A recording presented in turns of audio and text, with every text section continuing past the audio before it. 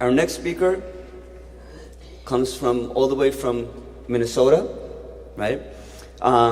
We have with us here Dr. Rosemary Stanfield-Johnson. She has earned her Ph.D. from New York University in 1993 in the Department of Near Eastern Languages and Literatures. She is currently Associate Professor of Religious History in the Department of History at the University of Minnesota in Duluth. Her research interests include late medieval and early modern Iranian history, Shia political and popular culture, and popular sectarian literature of the pre-modern period. And we are very, very, very happy to have her here. So please help me give a very, very warm welcome to Dr. Rosemary Stanfield-Johnson.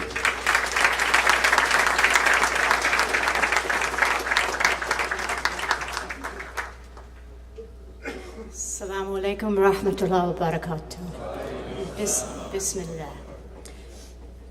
I'm sincerely happy to be here today. I would like to thank Masjid Ali, Stand with Dignity, and Message of Peace for making my trip possible. And I'm very grateful for Mr.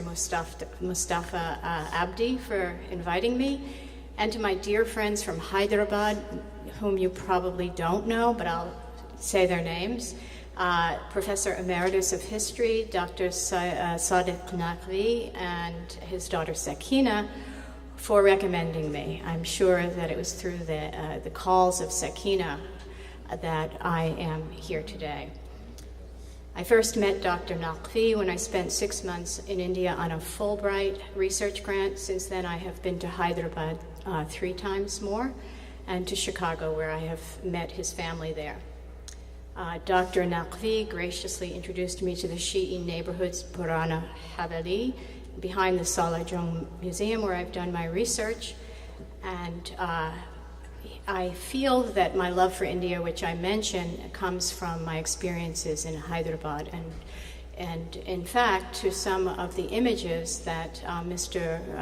Rajiv Prasad has spoke of, a kind of getting along, a friendliness among different beliefs, in which I could observe in India, even though things have been changing for the Muslim community there. In any case, finally, I must say that my mother has recently passed away, and Allah yarhamha, and I dedicate this uplifting engagement to her memory. She was a kind of Zainab in our lives. Able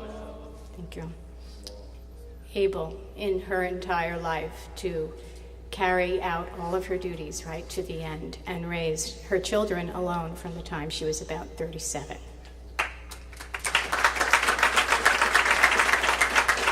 So now I'm talking here more about history, and it really kind of cuts into the mood, but I hope to come around at the end. As a historian of early Safavid Iran, I wondered what I would have to say here today. Just where would I fit in? My research has dealt mostly with what separates rather than what brings together, and has focused specifically on how pre-modern and early modern, depending on your periodization,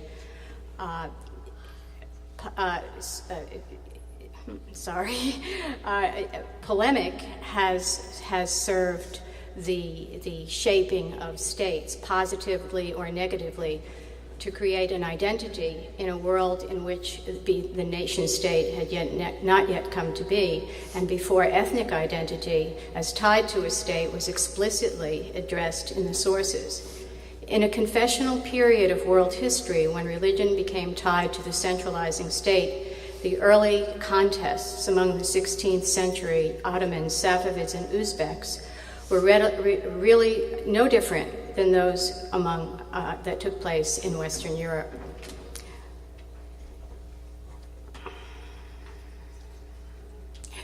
In Iran, in the case of Iran, of course, we know that it was to 12th Imam Shi'ism that the centralized state became committed. I make this point not in order to start a discussion of 16th century history, but rather as a way of saying that the role of Imam Husain alayhi salam, may this be understood to follow every time I mention Hussein's name. Ideally, the separatist tendencies of the 16th century, which accentuated, if not created, a modern Sunni-Shia divide, meant that it must be understood as coming from a particular historical context, which should be transcended today. Hussain, rather than a symbol of separation, exemplifies sacrifice that left to posterity the requirement of mediating peaceful and social political realities over which humankind may have little or no control. Throughout history, this has been the fate of people who have survived invasion, revolution from within, and betrayal. Those who survive must adjust to the new conditions. This adjustment has been a constant in the lives of the Shia for centuries. And now, in a globalized world, Islam must seek ways in which to share the realities and symbolism of Hussain, his family, and Karbala to others. I have found that one way of helping American students in the Midwest to understand the commitment of Ahlul Bayt and Karbala is to emphasize the long-enduring love of the family of the Prophet and to show how this love developed and spread over time. This means examining the accounts of popular, non-elite segments of society in relation to power, both socially and economically. One way to begin this discussion with students is to introduce the observation of an outsider, one that illustrates succinctly how the tragedy of Karbala intensified the commitment of people to Ahlul Bayt, as well as to the resistance which they showed to the attempted dismantling of that commitment by governments and partisans who might try to dissuade them of it. I have two of these observations here, one that applies to history and the other to the affective, that is, to the emotional response that the events of Karbala, now regarded as the passion of Hussain, evoke.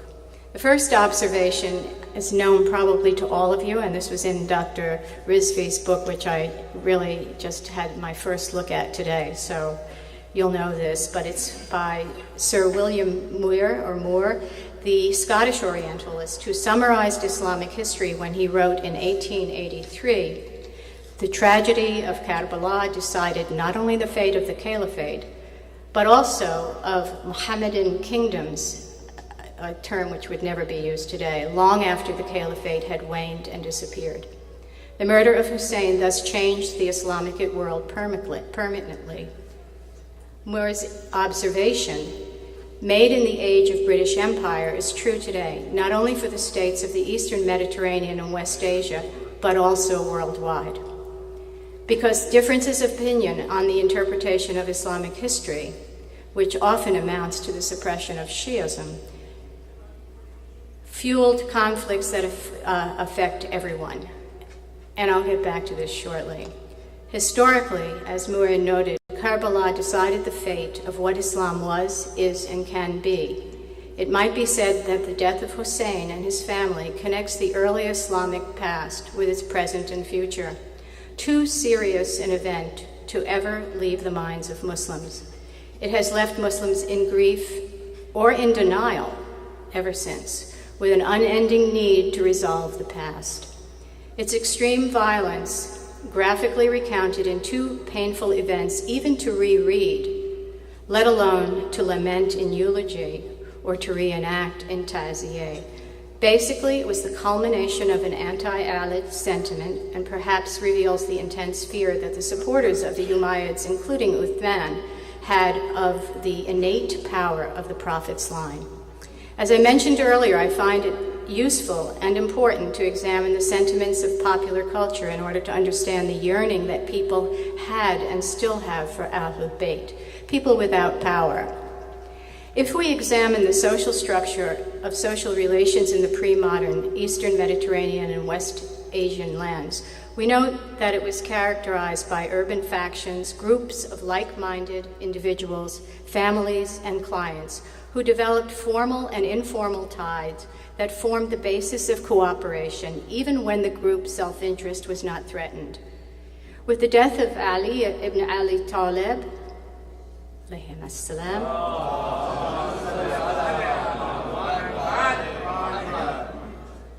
for example, Rival factions took shape under the watchwords of Din Uthmaniya or Din Ali in Basra and Kufa, respectively. That is, identities were shaped among groups whose loyalty was publicly identified with one of these two figures of early Sunni and Shia Islam. Competition, even when peaceful, was a public event. It included poetical spiring of both praise and blame and even boasting. People gathered in markets and squares to extol the virtue of their heroes and denigrate their rivals in a mostly non-literate society. This was as much a pre-7th century practice in Arabia and Iran as it was after, of course, not in the same, with the same heroes. With the tragic event of Karbala, factions torn by guilt gathered in the yearly commemoration of Hussein's death. The Tawibun, or penitents, as I understand them, were comprised not only of the Kufans who deserted Hussein, but in the 8th through the 12th centuries, also Sunnis who became known as Sunniyat Tafdili, preferentialist Sunnis, and even Sunniyat Davazda Imami, 12er Sunnis, very close to what Mr. Rajiv Prasad was suggesting, that this participation in the eulogies and in the processions and mourning ceremonies. The preferentialists accepted the legitimacy of the first three caliphs before Ali, but reckoned him superior. Must be Zaydi reference here. The Twelvers accepted Ali's 12 descendants as successors to the caliphate after him and considered the Umayyads and the Abbasids as usurpers. Furthermore, in these public ceremonies during the time of the 11th century Buyuds and the 12th century Seljuks, Sunnis and Shia mourned together. The Sunnis for Uthman and the Shia for Hussein, and sometimes they joined one another in collective ceremonies. The medieval religious topography of popular culture was varied and even synchronistic. Gradually, by the 14th century, the Persian sources reveal a much stronger, if not exclusive, emphasis on Ali and Hussein.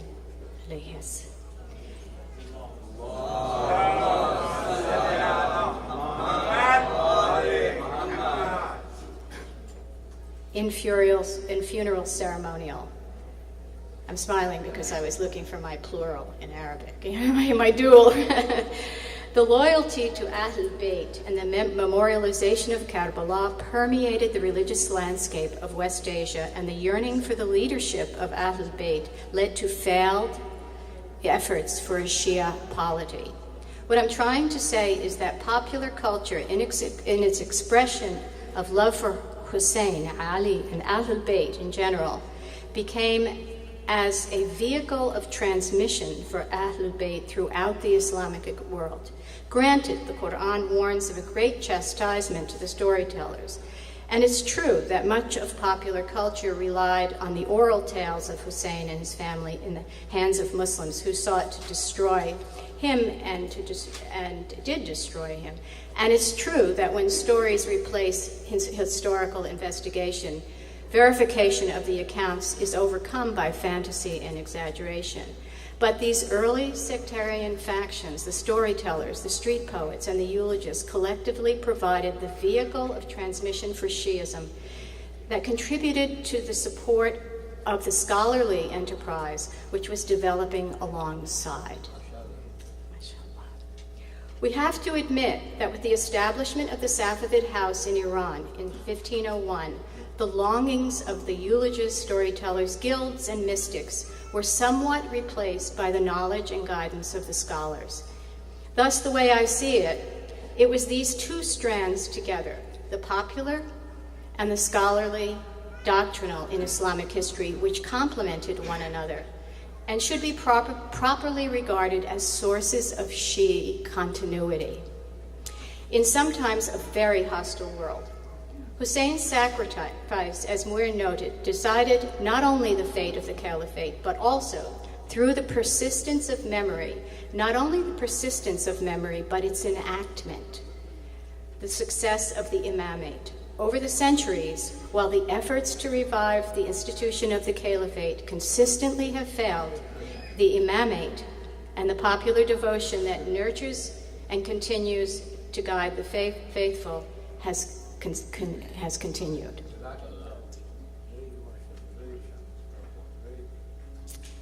A second observation of a non-Muslim suggests the core emotion that draws Muslims and non-Muslims alike nearer to the side of Hussain. The English historian Edward Gibbon wrote in 1911, "In a distant age and climate, the tragic scene of the death of Hussain will awaken the empathy of the coldest reader." What Gibbon is saying is sympathy for Hussain transcends the boundaries of time and place. Imam Husain's great sacrifice on the fateful day of 10 Muharram 61 laid down the pathways and manner of accommodation and resistance for posterity. Stand with dignity must, it seems to me, take its meaning from its understanding of the choices Hussain made, the trust he put in his supporters, including those who failed him, his submission to his fate when deserved respect and accommodation, I might add, from Yazid's appointees was not forthcoming. His steadiness and his solid hold on the maintenance of his own identity in the face of mortal danger. The aim for an educator can be to help students come to understand the man and his values, which, because they have become ideal values for Muslims, are therefore Islamic values. We know that this to be true on the popular level from our study of canonical texts and chronicles, but if we want to understand how people express and expressed their commitment to Hussain, we have only to examine Sufi manuals, stories, and Ahlul Bayt political movements. Students who often want to understand people, events, and ideas through operational definitions, that is, they want to see things in action. So one thought is to engage the tragedy of Hussain and its meeting through performance, through perhaps student projects, such as the one I mentioned to Zain yesterday, Taziyeh, produced by students with a libretto, with scholarly approval. The opportunities for Shiism in the United States are plentiful, and so are the challenges. I'm from New York. My outlook has been shaped by a lifetime of multiculturalism and the good fortune to learn of culture, belief, and philosophical systems through the study of art, music, history, and language. In teaching in a four-year campus in the upper Midwest, as I do now, my experience is that interfaith generally means Christian, Jewish, and Sunni Muslim. This has to change. There is a quiet omission of Shia Islam in interfaith discourse from my experience. I do not say that this is, well. An occasional student has come to me saying that a Muslim student has said to that student that the Shia, and I quote, are not even Muslims. This has to change. Students in my own classes whose speech is permeated with stereotypes about simply everything, not just religion, have concluded that the Shia, as they put it, are more violent than the Sunnis. This is a shock, and it says that I have a lot of work to do. The comments are disturbing in many ways. Not only is Islam viewed as violent, when in fact we know through history that Western violence has been quite a bit greater. But in a world in which the persecution of Shia is reaching fever pitch, the Shia are viewed as more violent. I believe ultimately that a call for political and social engagement should be both individual and collective. Individually, a person, such as myself, should contribute using his or her talents and resources. In my case, this is through writing and teaching. In regard to the latter, I accept the challenge to restructure my courses and even their titles to accommodate the discussions of the liturgical events of Kabbalah, which I believe will help my students.